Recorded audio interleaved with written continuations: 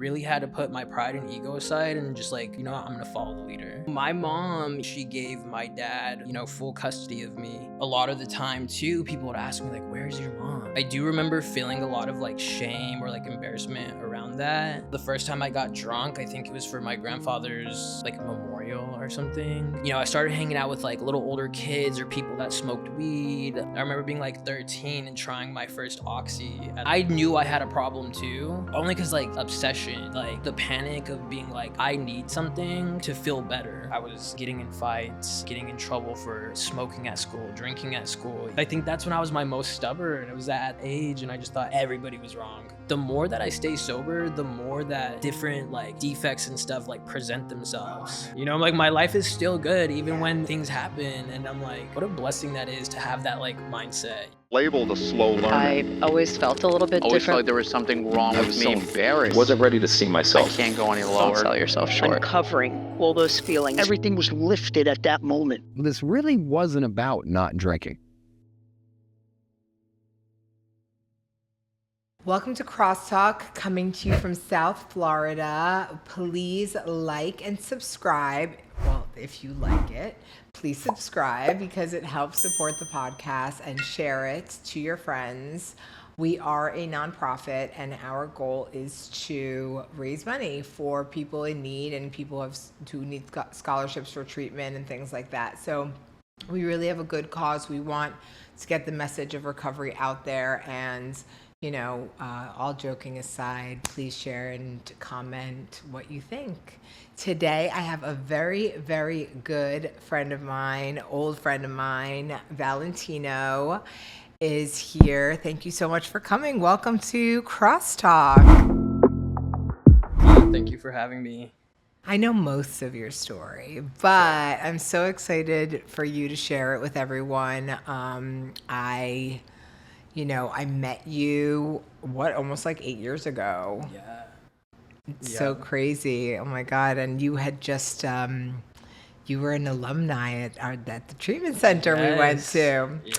All right. So I'm going to let you go ahead and tell your story. So tell me, where did you grow up? How did you grow up? We want to hear everything. Yeah. Okay. Let's see. I'm from New Mexico, northern New Mexico, a little town in, called Taos. Okay. And so I grew up there. Honestly, my childhood was, there was a few different things, you know what I mean, traumatic experiences in my life, I guess you could say. I come from, first I'm one of four. I'm the second oldest. I come from a pretty big family. Super loving, super supportive, and there's a ton of us. Mom's side, it's like all women. Dad's side, all boys. So basically, my mom, she's an alcoholic. They had me pretty young, you know what I mean? My dad was like, when he was my age, he was already raising like a 6-7-year-old kid. Wow. Yeah. So How old are you? I'm 29. Okay. Yeah. Oh, you're still in your 20s. Ah. Yeah. So my mom, like her alcoholism or addictions, whatever you'd say, kind of started up when I was pretty little. And eventually she gave my dad, full custody of me. And, my dad being that young, being a single father at the time, my grandmother also stepped in, my aunt stepped in to help, kind of raise me. I did grow up on the reservation back home, you know what I mean? I have relatives from there, you know what I mean? I am Seminole. I'm from the Seminole tribe, but which I knew nothing about when I came down to Florida. I'm from like North Jersey, and I was really confused when everyone's like, "Oh, I lived on the res. I lived on the res." I'm like, "What is that? What are they talking about?" And I felt really uneducated, actually. So tell me a little bit more about what's like. How did that play a role into growing up and everything? So, I mean, I actually wasn't even introduced to my reservation out here until I was like much older, right? So I grew up on the Pueblo back home, and I went to actually a private school private Native American like school, whatever. And some of like the best memories of my life, I'd say. Um, it was a little bit hard because my dad is Hispanic, so going to school with like kids that are full-blooded Native, you know what I mean? Yeah. I caught a lot of heat for that. So Wow, really? I did, yeah. And but to be honest, you know what I mean? I was always pretty like a tough kid, you know what I mean? Yeah. And like raised by all Gemini women, you know what I mean? I'm like, you can't hurt my feelings. Right. You know what I mean? It's like, so, there was that. And I think like, we always like talk about, a lot of people are like, oh, I felt like different then, you know what I mean? Yeah. And that was probably one of the first things, other than like my mom wasn't present, you know what I mean? So it was like there I knew, right? You know what I mean? I'm like, okay, so my mom isn't present. I'm different in that area, right? And then going to this school with, all Native American kids having a Hispanic father, um, there also. So I felt different a lot of the time growing, you know what I mean? Like growing up, and even at school. Right. A lot of the time too, people would ask me like, where's your mom? You know what I mean? Like, where's she at? And ask questions. And I do remember feeling a lot of like shame or like embarrassment around that. Um, but that's I don't know. You just Um, adapt. I just adapted. Right. And to be honest, like I started being, I was a pretty like naughty little kid. Loved breaking the rules. Got in a lot of trouble, pretty early on. How old? And, So what was your first memory of getting in trouble?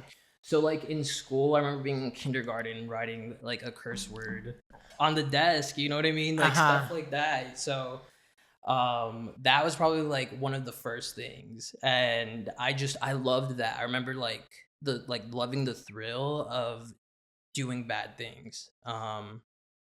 And I kind of just like gravitated towards the kids too that were kind of like me and had similar like lifestyles at home or whatever.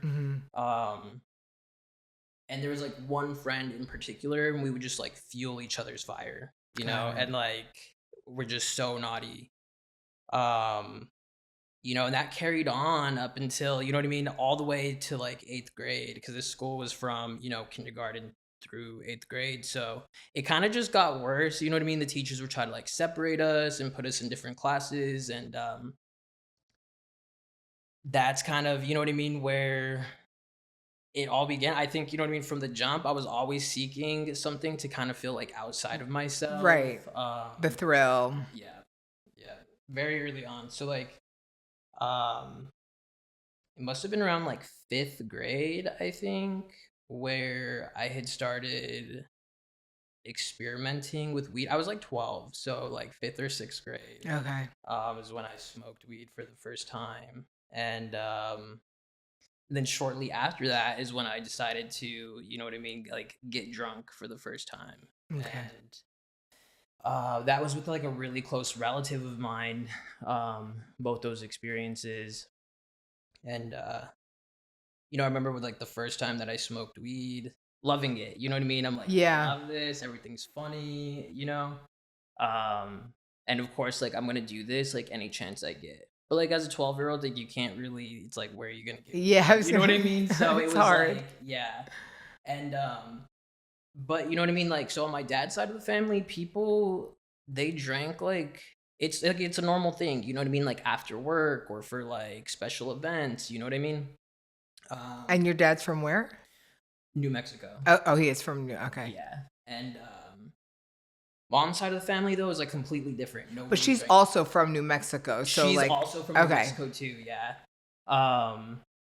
So mom's side of the family like does not drink at all. Really? Nothing. Yeah. So she was kind of the oddball out. Yeah.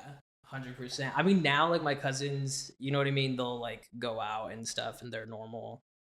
So I have a question. So and I'm just really want to be corrected in my thinking if I'm wrong, but down here I've heard, and my understanding is that like there's a lot of alcohol and drugs on the reservation. Like it's very prevalent. Yeah.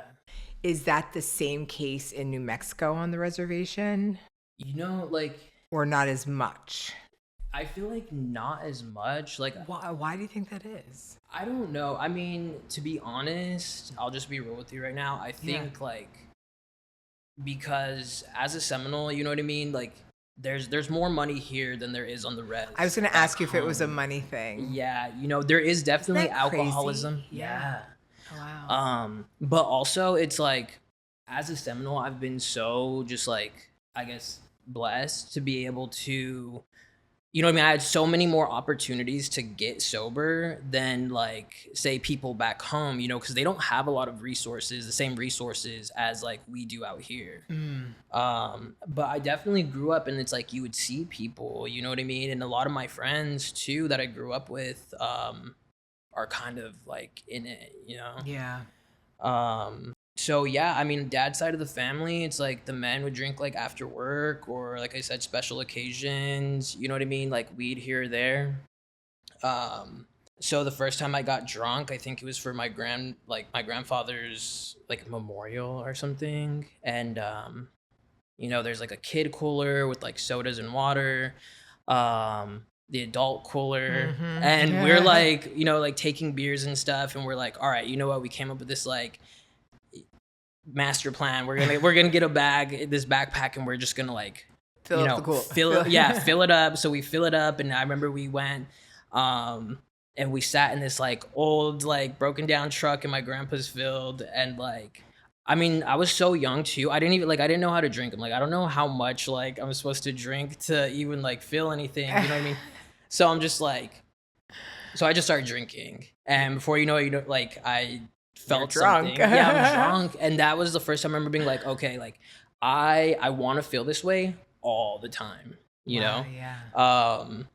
And that was at like I said, like 12 years old.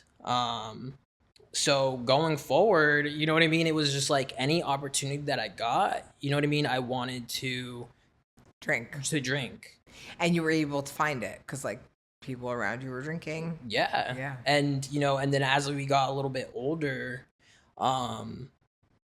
you know, I started hanging out with like little older kids or people that smoked weed,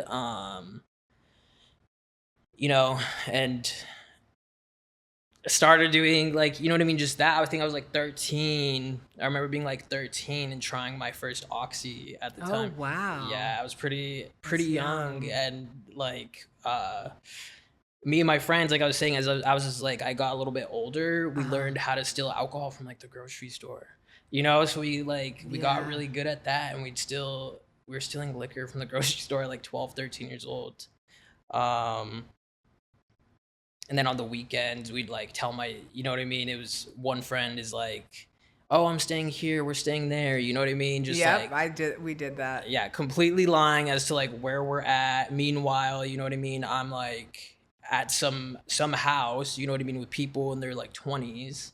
Right. I can't believe they let you like hang out. Like, no, hang out well, with them. literally, like that's the other thing too. Like I hung out with like older people. Yeah. And I don't know if they just like got a kick out of, you know, like us being like drunk or something, but we were partying with people that were like way older than us. Right. Well, if you're down to party, I don't think they care, right? Yeah. I mean, as long as you're down to party. Exactly. And so I was getting blackout drunk by the time I was like, again, like 13. And I remember one of my cousins, actually, she caught on like pretty quickly. You know, she was like, why are you always getting like blackout, and like you drink so much more than us, you know what I mean? You always like throw up, and like what's up with the pills, you know what I mean? Like you have a problem, you know what I mean? Like she knew She called you out. She called me out, and I remember being like so like upset with her, like, you know what I mean? Like hate that person. Yeah, I'm like don't ever say that again. Right. You know what I mean? Like please don't say that again. Don't kill my vibe. Exactly. And like somehow, like I mean, I knew I had a problem too. Only because like I remember that like obsession, right? And like the panic of being like, I need something to feel better. Mm-hmm. And you know, even at a young age, right, with like drugs and alcohol, I was constantly seeking something to like make myself feel better. Yeah. So not having that, right? And then like panicking, like I knew there was like I was different, right? Like my friends and my cousins and stuff could you know, it was something we did on the weekends or every so often, and I was just like constantly seeking it all the time. You know, and by the time like the summer after 8th grade came, it was just like You're 14. Oh yeah, yeah, I was probably around like 14. 8th grade, 9th grade, yeah. Yeah, and it was just like partying again, like every weekend as like pretty young kids. And now I see kids that are like that age, and I'm like, that's a baby. You know what I mean? Like that's know, so right? little. I know. And I thought I was so grown. I know what you mean? think you're Like, so grown. Yeah. I was like, I'm like an adult. Right, and I look back at pictures of myself, and I'm like, dude, you didn't even look 14. You I look was like going 10. out in New York City and getting into like the hot spot. Like there was a place called Chaos. No. And I was 14, and Chaos was like where like the Sex and the City people, let's say it was like back then, would go, let's say. It was like the spot, you know? And I couldn't believe it. Like now I think about that. And it's funny because the promoter is in recovery now. He's an interventionist. No and way. I found him and I was like, Mike? I was like, wait, what? And I mean, I don't think he remembered who I was exactly, but I remembered him. I was like, you used to let me in places when I was like 14. He was like, yeah, I didn't care. Yeah. You know? That's crazy. I mean, we do those things, like just get away with it. Yeah. And we, you know what I mean? Like I learned to just like lie and manipulate my way through so many things at that age. And you know, so again, it was like my dad knew, right? Like we would get caught here or there, and I would, you know, have consequences. And I think he was really trying to figure out what I was up to, because I had got like pretty heavy into like a lot of different things. Yeah. So I remember him like he was trying to figure it out, and by the time like 9th grade came that winter, I experienced my first overdose. So, you know, then my family was like, all right, you know what I mean? We know that it's way more than like what we thought. Right. And opiates are scary. At that time, what year was that? 2009, I think, 2010. Oh my God, I know, that's crazy. It is what. I know it's wild. So that was like pill mill time. Yeah. So they were easy to get. Yeah, and a lot of people were like, they were like doing pills at that time, you know what I mean? That's the time. Yeah. And that's when Oxycontin wasn't addictive. yeah. Stop. I can't. Yeah. That's not even funny, but it's like scary that people believed that. Yeah. Yeah, so I remember my dad, like, they read him the toxicology report, and he was just like, how did you get that? I didn't even know what an opiate was. You know what I mean? Yeah. I was just doing them. Yeah, of course. And so they were like, how did you get, like, what? You know what I mean? I'm like, I don't know. Like, I take, you know what I mean? Anything that was gonna, like, make you feel outside yourself. Yep, I was doing it. And so my family, they put me on like lockdown, you know what I mean? And so no treatment or anything like that. They just like punished you. Yeah. So they put me in I remember seeing a therapist, and I don't even know how long that lasted. And that was like the first time I remember people being like, "You're a drug addict." I'm like, "No, I'm not." Like, cuz I don't do what other people do. Like, right, you know of course, what I mean? right. And that was the first time I remember like hearing those words. And so like I did the therapy. I probably went like twice. I don't know. Oh my God, yeah. Not long ago. Today I'm just like, I love it. Back then, you know what I mean? I was just like, I love my therapist. Me too. I'm like, it's not a punishment for me. Yeah, I know. So yeah, lockdown, all eyes on me. And you're in high school, basically. I'm in high school, and I think my dad did, you know what I mean? He like let up a little bit and was like, all right, you can go to your best friend's house after school, and like, we won't be too harsh on you.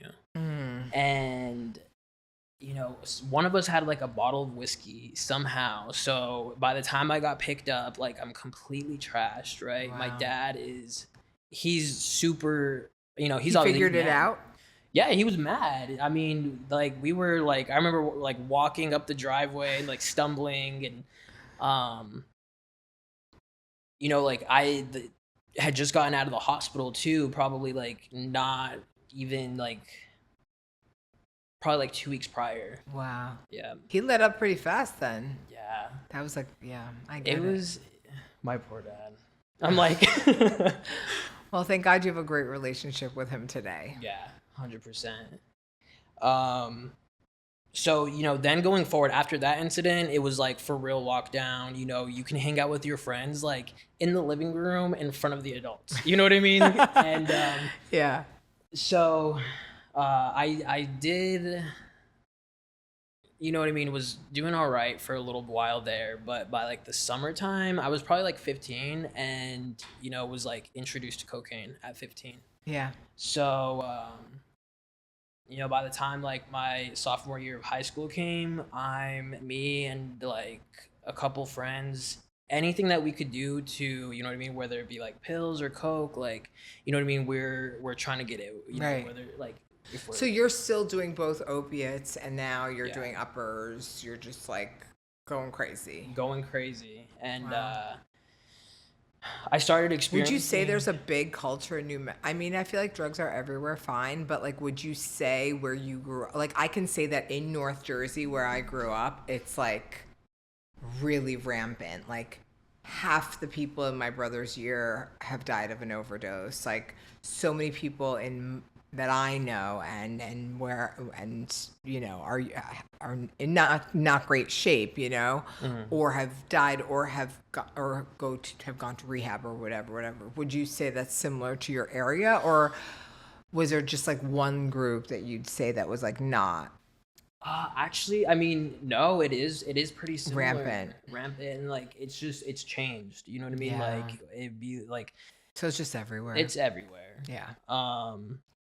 You know, and back then, you know, I was doing a lot of pills, doing a lot of coke, Yeah. and And you're like barely, I mean, you're 15. yeah, You're a baby. yep, I was a baby, and like, I was bad. That's when I started really experiencing like consequences too. It was like that year I really just was like went wild, you know, and Did you ever get in trouble with the law? yeah, this is like where it had all started.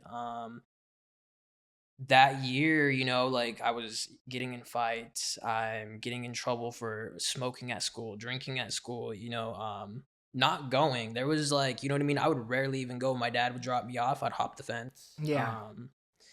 And you know, so I got in a lot of trouble. I mean, it started with like one referral to the probation office where she was like, and it was non like drug related. So she was like, okay, like, you know, you're on probation for 3 months. I want you to come to this group once a week and check in with me once a month, and like, you're good. So in between like then and, you know, the next time there was like 6 referrals, I think, Oh, to, wow. yeah, to the probation office. So it like, 6 different charges. And that's at your school? That's at my probation? school. Okay. Yeah. Okay. I had a You know what I mean? Okay. And so I'm getting, you know, all these different like drug charges and stuff as a minor. And I think, you know what I mean, after like the 6th one, they sent it to the DA's office, and they're Oh, like, wow. yeah, then I had to go to court. So I got expelled from pretty much like, yeah, no, every school in my county. Oh my God. You're such an angel, though, I thought. I know. And like, you know what I mean? I think that's where people, you know, because I'm It's so crazy. You're so good. Like, ever since I've known you, you're like quiet, sweet, shy. Yes. Like, so well mannered. You would never think. Like, I would never have think if I didn't know you and like know like, you know, where we met. Right, exactly. I don't think. No, and everybody, you know, they say that too, because I really am. I think You're you know what I charming. mean? Yeah, like that the core of me, you know, with off drugs and alcohol, sober me, you know what I mean? It is like, you know, I'm a sweetheart, you know what I mean? Yeah, Like all these so like sweet. good things, and Yeah. Generous, all of it. right, and but when, you know what I mean, like I'm in that, I was like, you know what I mean, like fighting, like I don't fight people. You know what I mean? No, Like I can't even imagine. I really can't even imagine you fighting someone for yeah, real. yeah. Today, no, it's not happening. I But mean, yeah, no. I mean, knowing you, it's crazy to me when you tell me these stories. Like, I just don't picture little Tina like that. I You're know not little it was. Tina, I but like, know. it's crazy to me. Yeah, You are to me, you know. yeah. So, where was I?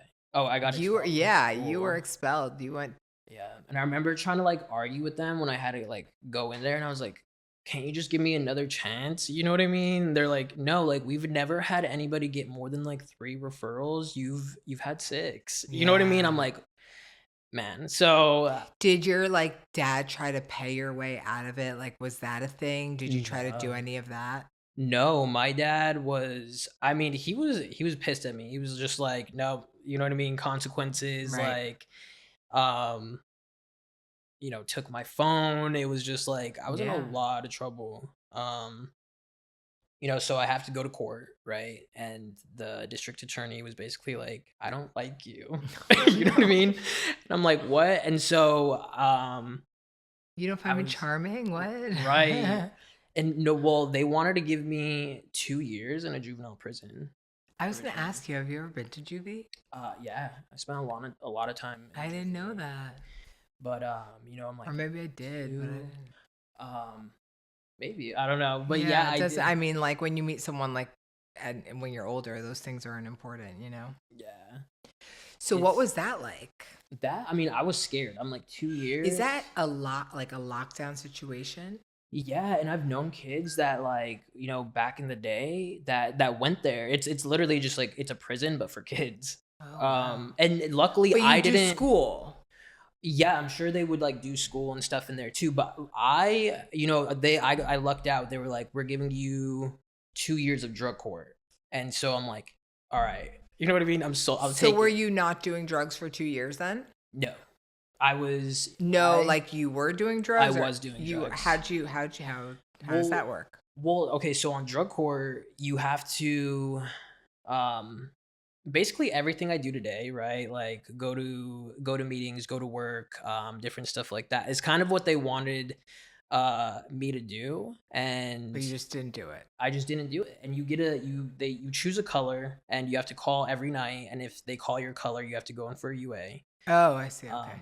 Right. So like the amount of time that I spent like trying to pass UAs, I really could have just like Gone to a meeting? gone to a meeting Yeah. and like been done with it, It's so much easier. so much easier. And so But you each liked the thrill of getting away with it, I right? I did. mean, come on. Yeah, I did. And I didn't I was like I was not gonna like buckle down and like do this thing. So anytime you would get fail a UA, you would get sanctioned. And so at first it was like community service, and then Mm. the second time it's like a night in juvie, and it just like goes up from there. So back then it was like I was in and out of the detention center so many times, right? I'd get Wow. out, call my friends, and like Do it again. do it again.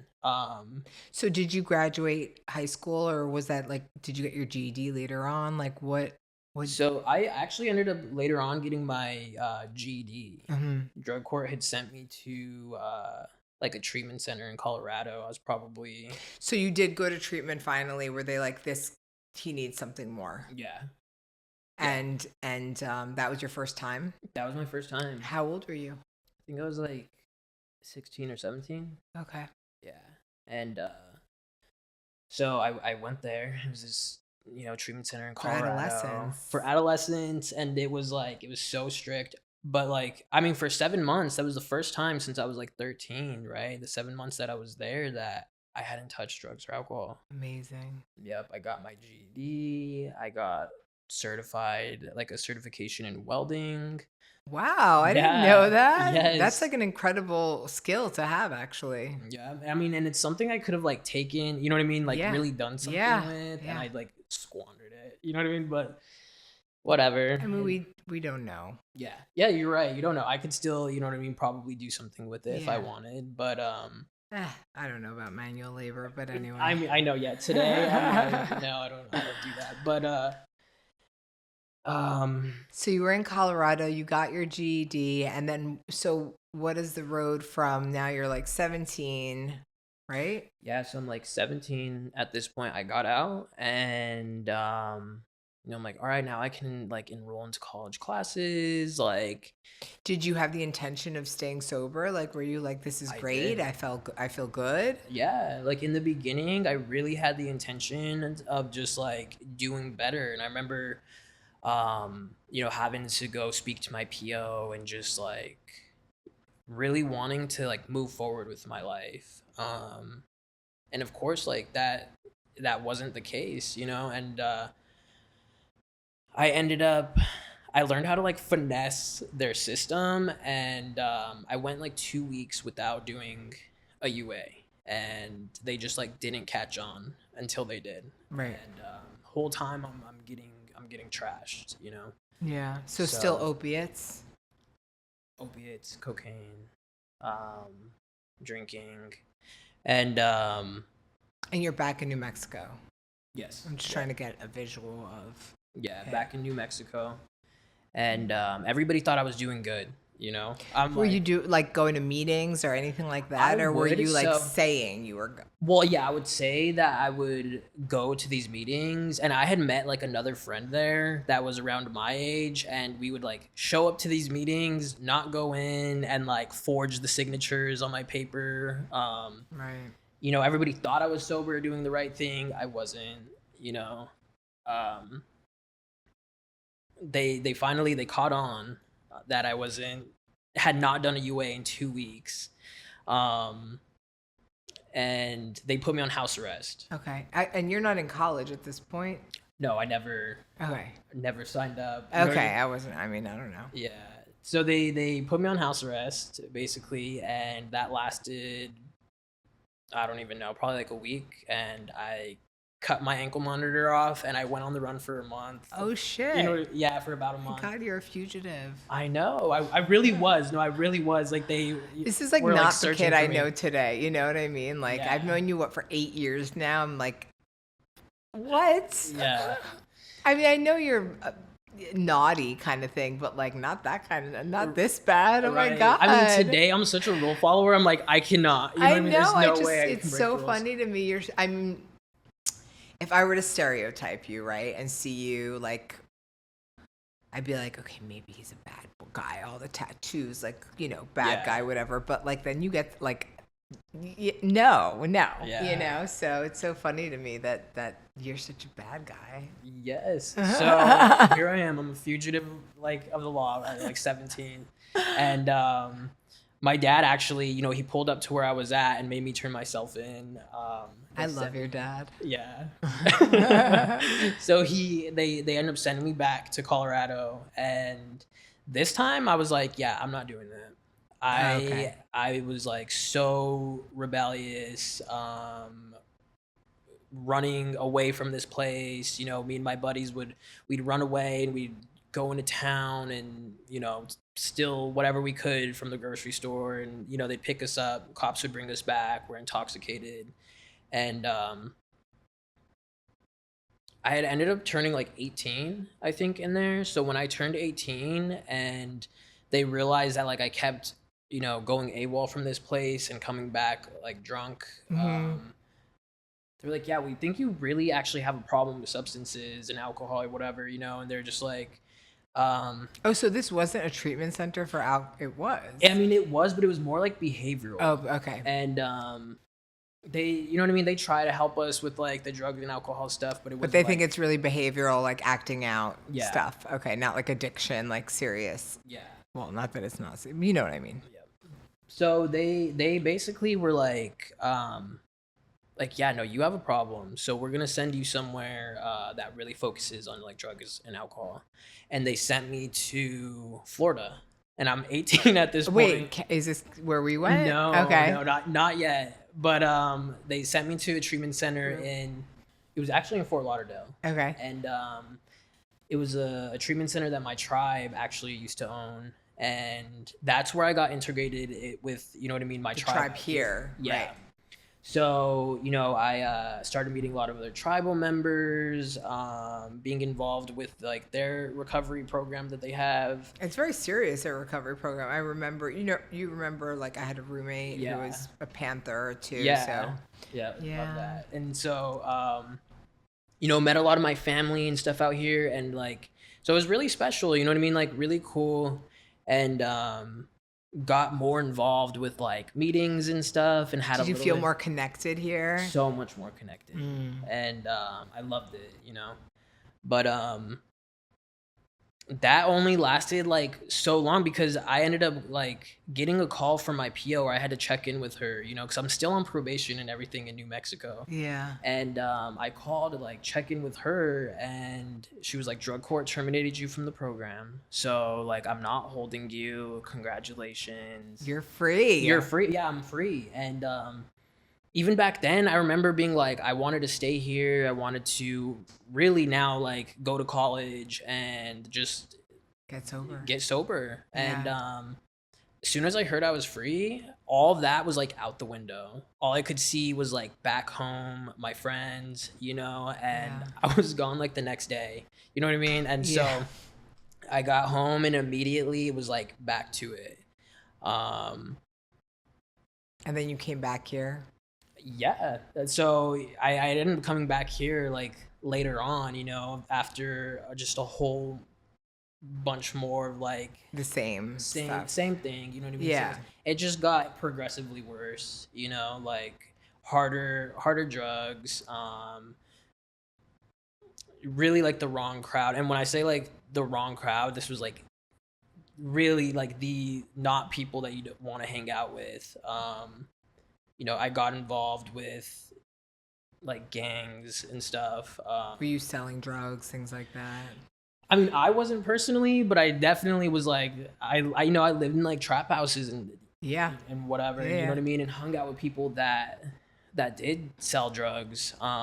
Where I was going, they weren't calling it a trap house, but like, if Right, it looks like a duck and it quacks like a duck, you know. 100%. I mean, they were calling them after hours. Yeah, So they Love were like that. really chic. love that. Yeah. Everyone's Um, dark and like nodding out, you know, Yeah. so you know what it is. Yeah.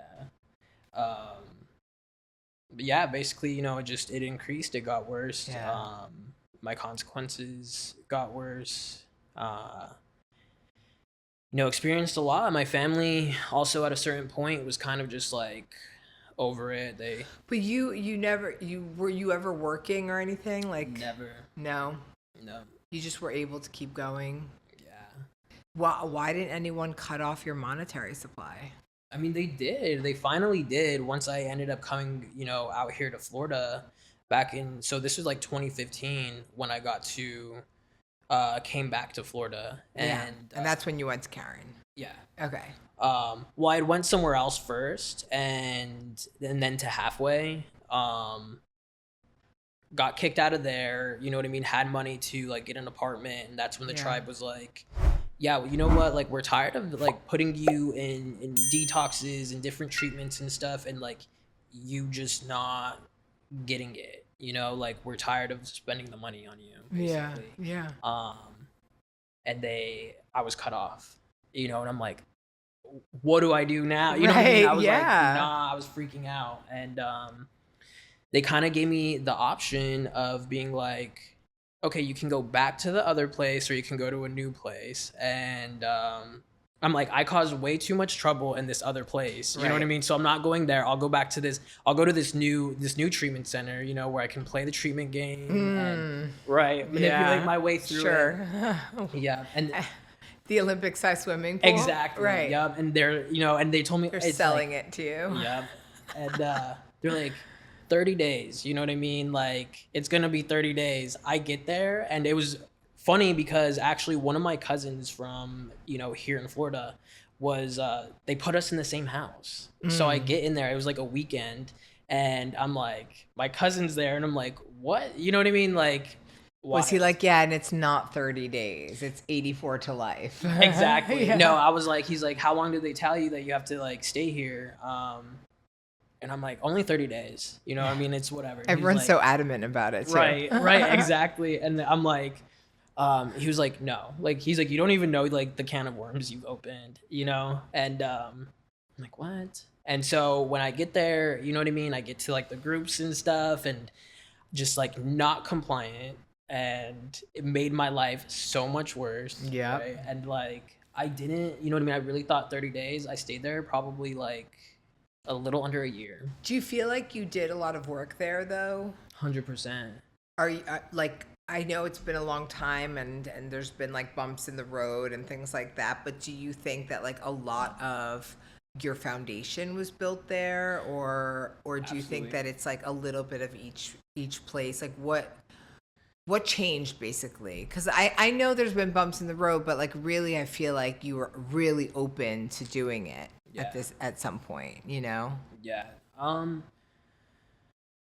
I mean, at a certain point, I really was kind of just like, I started, you know what I mean? They really challenged me and pushed me to do a lot of things that I wasn't used to doing. I remember having like this belief that I was so incapable of doing normal adult things. And they pushed me, you know what I mean? They challenged me to like do these things. So I started, you know what I mean? I saw this like change in me where I'm like, wait, I can actually make my own appointments. You know what I mean? Yeah, yeah. And simple things like that, you know. And at first I didn't want to get a job. You know, I remember throwing like a huge fit. I did not want to get a job. But I got a job and worked at the Pancake House. That was my first job ever. I think I was like, remember. yeah, like 21. And you know what I mean? Like I think I just started growing as like a person. You know what I mean? Yeah. I found You launched. like, yeah. I had a little bit more confidence. You know what I mean? I was surrounded by people, like sober people, and you know, learning how to have fun in sobriety. Stuff like that really started tapping into like my creative side, and decided like, you know, I'm like, I want to go to school for makeup. Yeah. And started going to school for that. And you know, eventually I moved out of halfway, all that. Started drinking with my friends from beauty school. We'd go down Fort Lauderdale, and Yeah. I think this was like around the time that I'd met you, because I had moved into an apartment. Not in yet. Delray. I met you, I think you were still in halfway. Still in halfway? Yeah, because you weren't drinking yet. Okay, yeah. Yeah. All right. But I remember moving into this apartment. Yeah, because I had finished the whole like beauty school thing, and I don't know, at some point I started drinking, and eventually I found myself like in this like seedy Florida motel room, you know what I mean, partying all night. Right. And I remember just being like, I gotta get out of here. You know what I mean? Sun's coming up. I was just like, I gotta go. Only thing to come down, you know what I mean? There's this bottle of alcohol. I remember drinking the bottle of alcohol, calling my Uber, going to our friend's house. Yeah. And the sun's coming up, and I'm like, please answer, you know? And she opens the door, and I'm like wasted. And she's just like, go to sleep, you know? Right. And She was like our mom. yeah, she was. And then I remember waking up, you know what I mean? I wake up to like our whole like friend group there, and I'm like, you know what I mean? Oh Yeah. gosh. I don't remember what happened after. Did you go back to treatment? I ended up going to I think I did probably like Yeah. an IOP or something. Yeah. Something. Um, I think you yeah. did go back to IOP. Yeah. So since then, what do you think is different this time? Like what have you learned in like the past few years? Just kind of like, you know, I don't know. I feel like you want this, right? When I talk to you, you're like, you know, feeling good. You just got a house. You did all this stuff. Like, what do you feel is different this time? I mean, this time, like, one of my biggest things was always thinking, you know, I would romanticize a lot of like Yeah. the good times. Yeah. And, Meanwhile, they're not good. no, not They at all. suck, I They know. suck because it really stopped. It wasn't even Yeah. fun at a certain point. Yeah. And, you know, my mind would always like tell me like, oh, like you can, you know what I mean, do it like a normal person, Right. right? Or smoke a joint or Exactly. do, whatever. Exactly. And so that I really had to like, be like, no, you can't. Like nowhere ever will you be able to. It's hard, I think, to accept the fact that like we're not the same as others. Yeah. I think for me that was like the number one thing that I had to do. Like, first of all, I had a lot more time using than you, right? I was like double your age, like not really double your age. Okay, fine. I'm like making myself into a grandma, but a lot older than you. And like I feel like I had done it. I partied, I this, I that. Like there was no doubt in my mind that I needed to do this, right?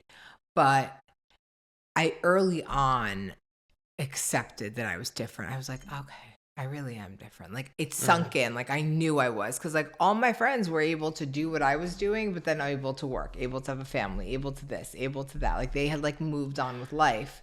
And I was just like, it was like, girl, go home.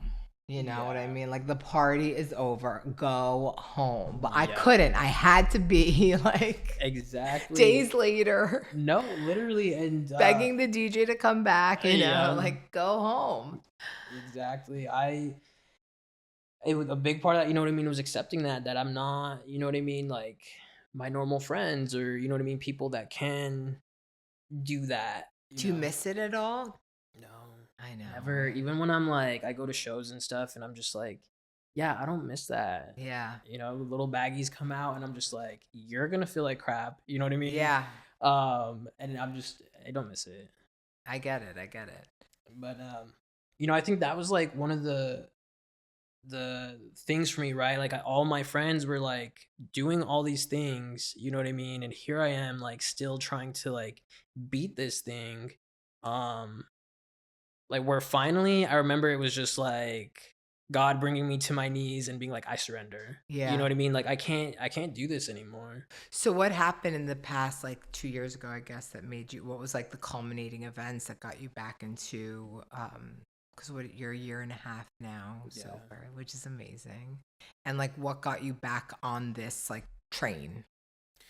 Well, so really, what happened is like I got involved, you know what I mean? Like started like building on my career and, kind of building my life up and those thoughts came in like I can drink like a normal person. I cannot, right? And it was so quickly all of my life was just like apartment gone. You know what I mean? Car Totaled. You know what I mean? Totaled.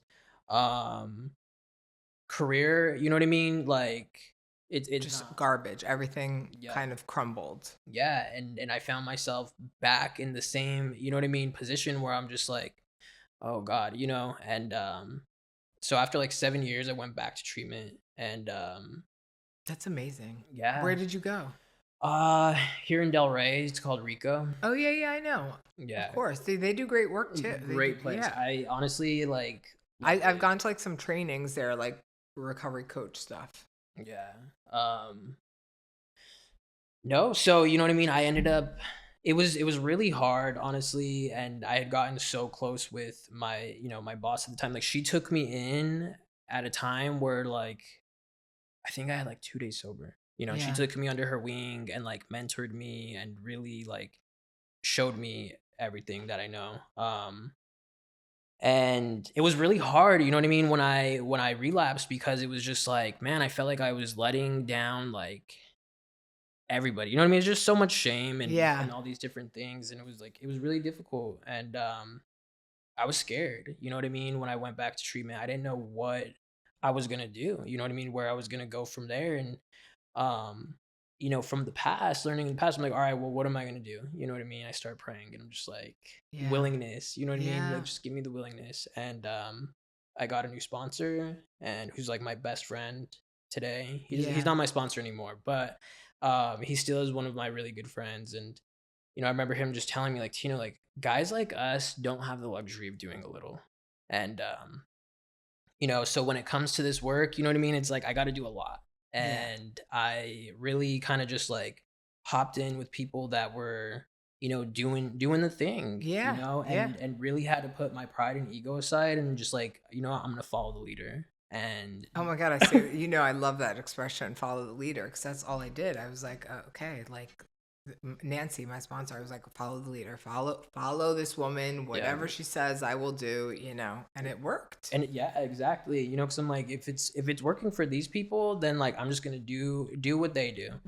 And coming back into the rooms, it was actually it was difficult. You know what I mean? Like, I'm like, man, this time around, like I really had to like work. You know what I mean? Yeah. For it. And so what does your program look like today? Like what our program, you know what I mean? Like what does your life in recovery look like? My life in recovery today, honestly, is like, it's not even so much about the like, don't pick up, you know what I mean? In the beginning, it's like, don't pick up no matter what. And today, it's really just like building upon my like spiritual connection and, working on things as they crop up. Even like, I feel like the more that I stay sober, the more that different like defects and stuff like present themselves. Oh, I know. And so it's like, I thought I took care of that. Exactly. What's you know what I mean? here? I thought I was good. Like, and that was my problem in the past. I thought I was immune, right? You know what I mean? And it's like, I'm not immune. I got to continue this work. And, so today things come up and I'm like, I'm able to identify them though. And I have this awareness like, all right, this is something you need to work on, right? Like, why am I doing these things? And you know what I mean? Trying to like really just doing the internal work and, hopefully helping people along the way. Yeah, that's awesome. I love that. Yeah. And so, I ask people on all of these podcasts, my question is, if you could go back and tell younger Tino, just give him a message, something, how old would that Tino be and what would you say? Ooh. How far back are we going? Probably like, I would say like 17. Okay. And I would tell myself to like, just listen, everybody's right. They're all right. Yeah. You're wrong. They're right. Right. Just listen. Right. Because I think that's when I was my most stubborn. It was at that age, and I just thought everybody was wrong. Of course. And of course. I'm like, I could have saved so much. You know what I mean? Or maybe I did need to go through some of the harder things. I do need to go through all of it. I mean, I don't regret any of it. I definitely think that it all had to happen the way it did for me to be where I am today. And I'm just like, I'm in a good place, man. Like I have moments, don't get me wrong. Like 2 months ago, I was like upset about, a little depressed and everything, but like it ebbs and flows. I have to pull through, but walking through it like sober is so much easier than exploding my whole life and starting from zero. Like you see, I have my dogs, like, and they're my children, so like I can't start from scratch. I'll lose everything, right. Right. No, exactly. Because I'm like, throw it all away, get on a plane and go live in another country type of person. You know what I mean? Like, yeah, no, I can't. I mean, I was just thinking about this the other day. I'm like, man, like even when, like today, when life shows up and things are bad, like life is still good. Like my life is still good even when things happen. And I'm like, man, like what a blessing that is to have that like mindset. Yeah, seriously, I'd be grateful for what we have. 100%. I think. Thank you so much. Thanks for having me. Is there anything you want to add? Did you not tell us? I don't think so. I think that's about it. The nitty gritty. Well, I'm so glad you showed up, and this is the most important time of the podcast. We're gonna hug. Yay, I love that.